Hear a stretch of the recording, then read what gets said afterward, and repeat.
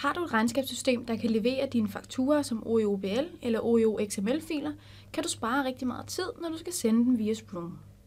Mit navn er Hanne, og jeg vil vise dig, hvordan du uploader en fakturafil, så den er klar til at blive sendt. Jeg er allerede logget ind i min aftale, og for at uploade denne fakturafil og få den sendt, så skal jeg op og klikke på salg i menuen i toppen.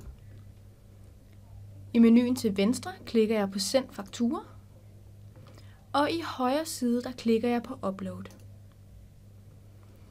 Så går jeg ned og klikker på gennemse under upload faktura, finder min fil på mit skrivebord og klikker på upload. Så kommer filen frem nedenunder og siger, at den er klar til afsendelse. Hvis jeg vil sende fakturaen, klikker jeg blot på send,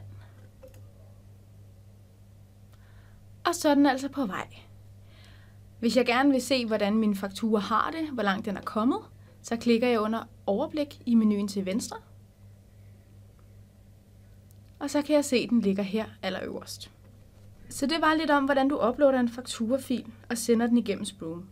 Hvis du vil vide lidt mere om, hvordan Sproom virker, er du velkommen til at kigge på vores helpdesk og smutte forbi vores YouTube-kanal.